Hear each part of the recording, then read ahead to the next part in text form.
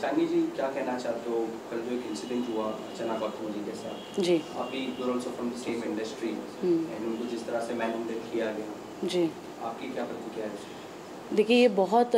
दुखद न्यूज़ है जो मैं कह रही हूँ, क्योंकि ये दिल्ली में इंसिडेंट हुआ है और जो हमारी पॉलिटिकल पार्टी है जिसने अराउंड 70 इयर्स हम पे राज किया है, तो उनके पार्टी ऑफिस के बाहर ये हादसा हुआ है। और बहुत ही मैं सच बताऊं तो मैं खुद 1 मिनट के लिए, जब मैंने रात में ये वीडियो देखा, तो मुझे 1 मिनट के लिए ये लगा कि ये एक्चुअल मतलब जो इंसिडेंट है जहाँ पे उनके साथ जो दुर्व्यवहार हुआ, उनका दुपट्टे को खींचा गया, उनको पुश किया गया, और स्पेशली जो एक मेरे दिल को बहुत अंदर से जो घात पहुंचा वो देख के कि जब उनके पिताजी को मैंने रोड पे देखा, जैसे उनको पुश किया गया, उनको मारा गया। और ये भी आप देखिए कि दिल्ली में जहाँ से पूरा हमारा देश चलता है, जिसको हम राजधानी बोलते हैं, अगर एक महिला जो नोन फेस है हमारी इंडस्ट्री की और उनके साथ ऐसा व्यवहार होता है, तो मैं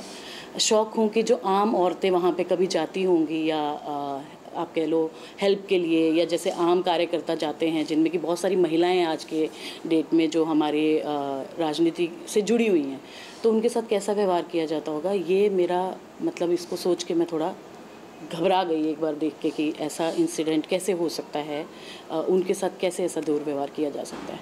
तो जब ये इंसिडेंट हुआ तो मैम, क्या आपको उन्होंने कॉल किया या इस पूरे बारे में आपसे कुछ हेल्प मांगी? नहीं, मेरे साथ उनकी बात हुई, मैंने उनसे जानने की कोशिश भी की कि क्या इसका कारण रहा, तो वो बहुत ही, क्योंकि उन्होंने ऑलरेडी उस पार्टी से चुनाव लड़ा है पहले और उसके बाद वो इंडस्ट्री में आए हैं, बट जो उनका वो था वो बहुत ही नॉर्मली, शायद जैसे मैं भी अगर दिल्ली में हूँ तो हम लोग मिलते हैं, एक दूसरे से मिलना होता है हम लोग का, क्योंकि ऑलरेडी जो अभी महिला आरक्षण का जैसे आपने देखा वो बिल पास हुआ, उसी के ऊपर बातचीत होने के लिए वो लोग गए थे, बट उनको एंटर ही नहीं करने दिया गया गेट, जहाँ तक मुझे पता चला है। इवन अपने मीडिया भाइयों से भी दिल्ली में मुझे पता चला है, तो बट जो है कि वो घबराई हुई तो थी ऑब्वियसली, क्योंकि ऐसा कोई एक्सपेक्ट नहीं करता है जब आप एक ऐसी इतनी बड़ी जगह पे जाते हैं जहाँ पे सबको वेलकम है, कोई वहाँ अपॉइंटमेंट नहीं लिया जाता। जहाँ तक मैं भी खुद एक ऐसे बैकग्राउंड से आती हूँ, पॉलिटिकल बैकग्राउंड से, तो वो आम दरबार है, आम जनता के लिए वो दरबार है जहाँ पे हर किसी की बात सुनी जाती है। और जैसे वो गई और जितना मुझे पता चला, तो मुझे नहीं लगता कि ऐसा कुछ उनके साथ होना चाहिए था वहाँ पर। क्या उनके पिताजी और उनको कोई ऐसी कोई चोट आई है? जी, जो मैंने भी वीडियोज़ में देखा है, मुझे ये पता चला है कि उनके पिताजी को काफ़ी चोट आई है, स्पेशली उनके स्टाफ को भी, जो बट उन्होंने कोशिश यही की है कि उनको निकाला जाए वहाँ से जितना जल्दी हो सके, और अब वो सुरक्षित हैं जहाँ तक मुझे पता चला है और मेरी बात हुई है।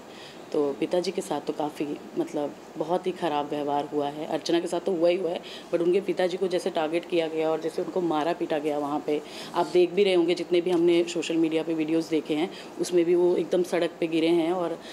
चेहरे पे उनके और पाँव वाँव में काफ़ी उनको चोट दिख रही है, मुझे उस वीडियोज़ में भी दिखी है, तो हुआ है उनके साथ बहुत। चांदनी जी, अक्सर देखा गया है कि आप आरएसएस में भी हो और आप महिला को लेकर के ना, एम्पावरमेंट को लेकर के आप जी। हमेशा से, अगर अन्याय हो कोई लेडीज़ के खिलाफ तो आप एक स्टैंड लेते हो, तो आप इस चीज़ में आप किस तरह से, आप अर्चना के साथ किस तरह खड़े? नहीं, बिल्कुल मैं खड़ी हूँ, और मैं हमेशा से ये कहती आई हूँ कि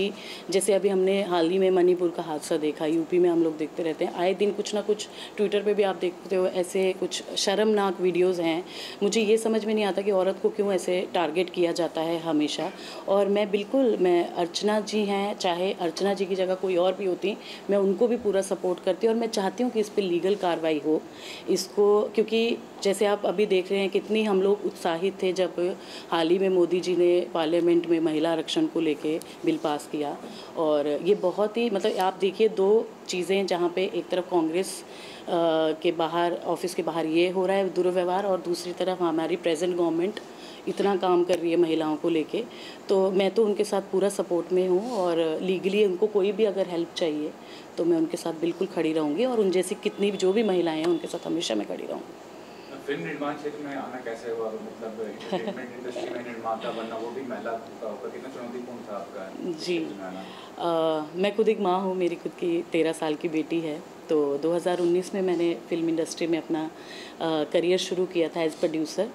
और मेरा पहला शो रक्तांचल था, तो वो बहुत ही अच्छा उसको कामयाबी मिली। बट ये ज़रूरी है कि बताना भी कि जो स्ट्रगल का टाइम रहा, क्योंकि पहली जो हमने फ़िल्म की थी वो 2010 में की थी। मिले ना मिले हम कंगना जी के साथ। और उसके बाद का जो समय रहा, ऑब्वियसली जो एक माँ का कर्तव्य होता है पहले उसको मैंने पूरा किया। जब मेरी बेटी एकदम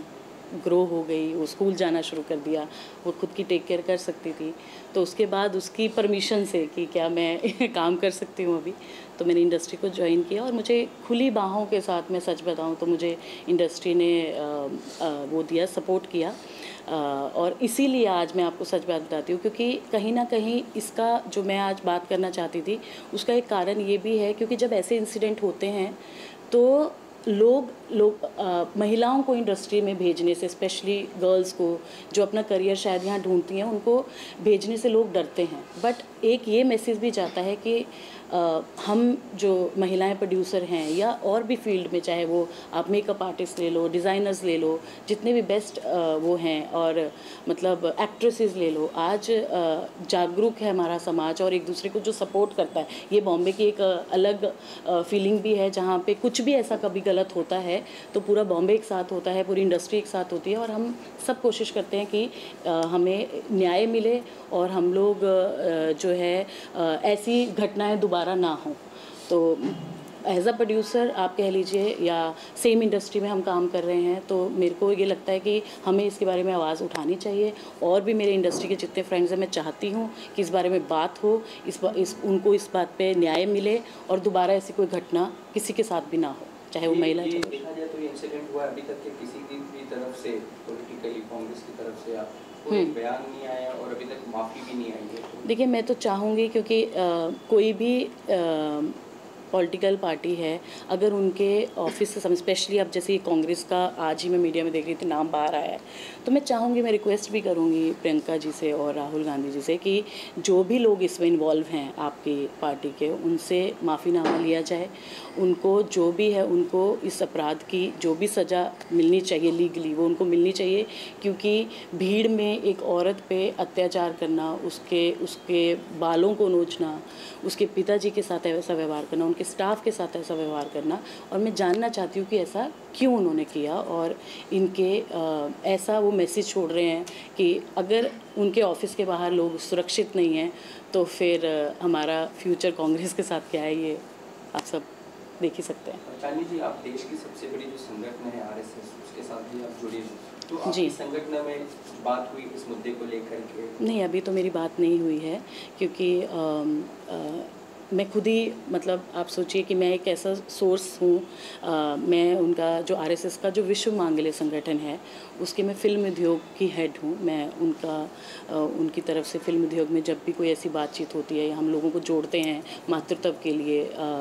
उसके बारे में बात करने के लिए कि जो हमारी रूट्स हैं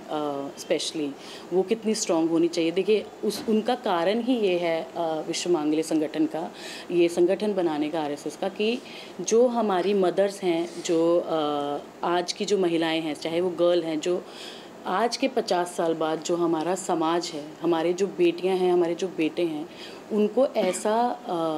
जो है नॉलेज और उनका जो संस्कार है इतना स्ट्रॉन्ग हो कि ऐसे हादसे ना हो समाज में। इसीलिए ये विश्व मांगल्य को भी, इस संगठन को भी बनाया गया है। इसको कुछ 12 साल हम लोग को काम करते हो गए। मैं कुछ अभी 4 या 5 साल पहले उनसे जुड़ी हूँ, और मैं यही चाहती हूँ। इसीलिए मैं आज जब मैंने ये न्यूज़ देखा तो कहीं ना कहीं मेरा हृदय बहुत दुखी हुआ कि हम जो काम कर रहे हैं एज अ विश्व मांगल्य सभा के, चाहे आप कह लो हम सब एक ही लेवल पे वहाँ पे हैं, वहाँ कोई प्रोड्यूसर कोई एक्टर नहीं है, सबको एक लेवल पे वहाँ पे जोड़ा जाता है। तो ये बहुत दुख की बात है कि इतना हम लोग एफर्ट करते हैं और उसके बाद भी ऐसे हादसे सामने आते हैं। तो कहीं ना कहीं हम कोशिश करेंगे कि जितना भी हमारे माध्यम से ये मैसेज जाए कि ऐसा नहीं होना चाहिए, और अगर ऐसा हुआ है तो इस पर हम लोग निंदा करें और कहीं ना कहीं उनको लीगली इंसाफ मिले इस चीज़ को लेकर। आपने पूछना चाहूँगा कि फिल्म मेकिंग बिजनेस में है, फिल्में जब बन जाती हैं तो आपकी जो सबसे बड़ा फॉर्मेलिटी होता है कि सेंसर से उसको सर्टिफिकेशन मिले। हाल ही में एक बड़े साउथ के एक्टर ने आरोप लगाया कि काफ़ी भ्रष्टाचार है, जब आप सर्टिफिकेशन लेते हैं तो इतना आसान नहीं होता सर्टिफिकेशन लेना। उसके बारे में क्या राय है आपके? देखिए, ये तो मैं खैर इस न्यूज़ से मैं वाकिफ़ नहीं हूँ अभी, बट हाल ही में अभी मैंने खुद ने, मेरी गुजराती फ़िल्म आ रही है और बहुत अच्छी मेरी टीम है, तो हमें तो कोई ऐसा दिक्कत नहीं आया। और बहुत इजीली जो एक प्रोसेस होता है इंडस्ट्री में, जो ये आपका टाइम प्रोसेस है, उसको सबमिट करना, सेंसस सर्टिफिकेट के लिए बहुत सी उसमें टेक्निकल चीज़ें हैं कि कुछ ऐसा मान लो कोई फिल्म है जिसमें थोड़ा कंट्रोवर्शियल कुछ है तो वो कारण बन सकता है, बट अदरवाइज़ मुझे नहीं लगता कि ऐसा कुछ भ्रष्टाचार वाली कोई बात है। It's a very simple process अगर आपका प्रोडक्ट अच्छा है तो।